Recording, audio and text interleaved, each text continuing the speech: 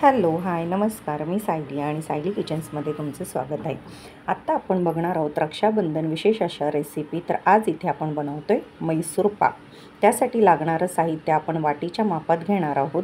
तर बघा, इथे 1 वाटी मी साजूक तूप घेतलेलं आहे, 1 वाटी बेसन, अर्धा वाटी पाणी आणि 1.5 वाटी साखर. जर तुम्ही गोड कमी खात असाल तर साखर तुम्ही 1 वाटी घेतलात तरी देखील चालेल. आता सर्वप्रथम आपल्याला इथे पिठाची आपली चाळण असते ती घ्यायची आहे आणि त्यात आपलं बेसनाचं पीठ संपूर्ण चाळून घ्यायचं आहे.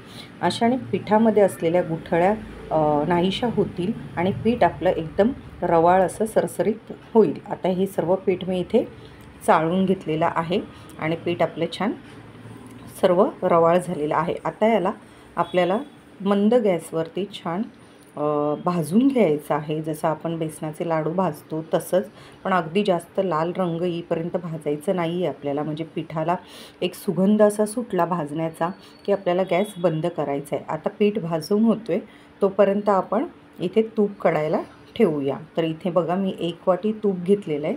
ते आपल्याला नुसतं गरम करून घ्यायचं आहे, जास्त कढवायचं नाही. बघा, तूप आपलं फक्त गरम झालेलं आहे, म्हणजे वितळलेलं आहे. तर आता इथे आपण भाजलेलं आपलं बेसन एका बाउलमध्ये काढून घेणार आहोत.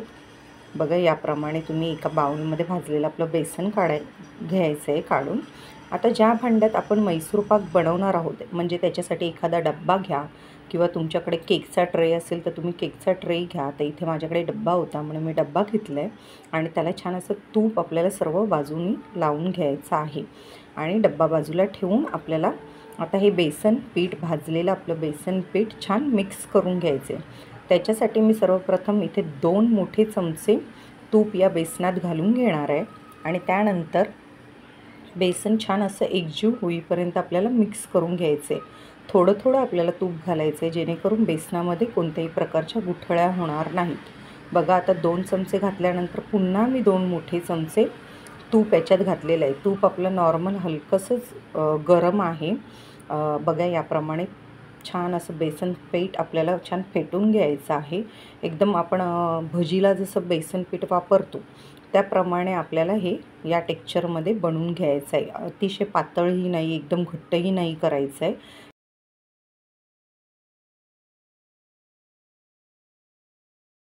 बघा, याप्रमाणे आपल्याला पीठही काढून झालेलं आहे छान. आता एका पातेल्यात आपल्याला किंवा कढईमध्ये तुम्हाला साखर घ्यायची. 1.5 वाटी साखरेला आपण कढईत घालायचं आहे, गॅस मंद ठेवायचा आहे आणि साखरेचा पाक तयार करायचा आहे. त्यासाठी इथे मी पहिल्यांदा अर्धा वाटी पाणी घातलेलं आहे. त्यानंतर मला थोडंसं पाणी घालण्याची गरज वाटली त्यामुळे मी इथे थोडं अजून पाणी घेऊन घातलेलं आहे. म्हणजे आपल्याला 1.5 वाटी साखरेला पावणा वाटी पाणी घालायचं आहे. 1 वाटीला कमी पावणा वाटी पाणी घालायचं आणि साखरेचा पाक छान उकळून द्यायचा आहे.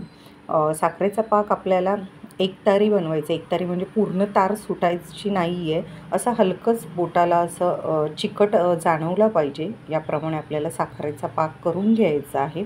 बघा, याप्रमाणे असं घट्ट असे बूंद बूंद असे ड्रॉप थेंब थेंब पडलेले पाहिजेत आपल्याला. असा हा पाक आपला तयार झाला पाहिजे. बघा, बोटाला लावून असा हलकासा आपल्याला चिकटपणा असा जाणवला पाहिजे. एवढा आपला झालं साखरेचा पाक, म्हणजे आपला साखरेचा पाक तयार आहे.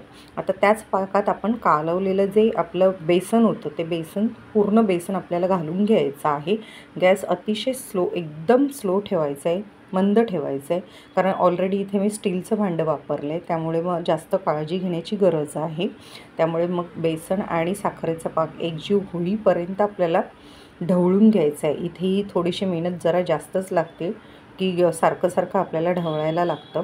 आता बघा, इथे एक मोठा चमचा मी तूप घातलेला आहे आणि पुन्हा छान असं मिक्स करून घेतलेलं आहे. आपल्याला छान असं बेसनात तूप पूर्ण मिक्स झालं की पुन्हा आपल्याला 1 चमचा मोठा तूप घालायचा आहे. म्हणजे आपण जेवढं तूप घेतलेलं होतं तेवढं सर्व तूप आपल्याला थोडं थोडं करून घालून संपून टाकायचं आहे.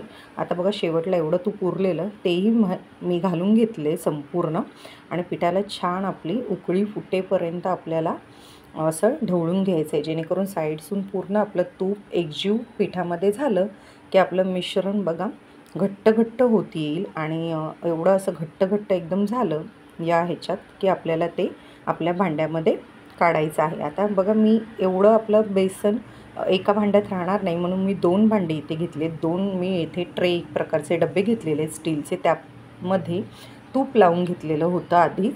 आणि मग असं आपल्याला हे म्हैसूरचा पाक आहे जो तो आपल्याला यामध्ये सेट करण्यासाठी ठेवायचा आहे. तर आत्ता याला आपल्याला जवळजवळ अर्धा तास थंड होऊन द्यायचं आहे. अर्धा तास झाल्यानंतर सुरीच्या साहाय्याने ह्याच्या छान अशा वड्या पाडून घ्यायच्या आहेत आपल्याला. साईड्सून कडाही सोडून घ्यायच्या आहेत जेणेकरून आपल्याला पाकाच्या वड्या छान अशा कटिंग करून मिळतील. तर बघा याप्रमाणे तुम्ही कटिंग करून घ्या. तुम्हाला ज्या शेपमध्ये आवडत असतील त्या शेपमध्ये तुम्ही कापू शकता. आणि मग थंड झाल्यानंतर तुम्ही याप्रमाणे काढून ठेवू शकता. अतिशय सुंदर आणि चविष्ट, अतिशय सॉफ्ट मऊसूद अशा ह्या म्हैसूर पाकच्या वड्या तयार झालेल्या आहेत. अतिशय चविष्ट असे हे म्हैसूर पाक लागतं बघा याप्रमाणे. आणि तोंडात टाकताच विरघळणारा असा म्हैसूर पाक आपण घरच्या घरी घरच्याच साहित्यांमध्ये बनवू शकतो. तर ह्या सणासुदींना, रक्षाबंधनला, गौरी गणपतींसाठी तुम्ही घरच्या घरी मिठाई बनवू शकता. बाजारातून भेसळयुक्त मिठाई आणण्यापेक्षा तुम्ही घरच्या घरी अशा छान छान रेसिपी बनवून घरातल्यांना खायला घालू शकता.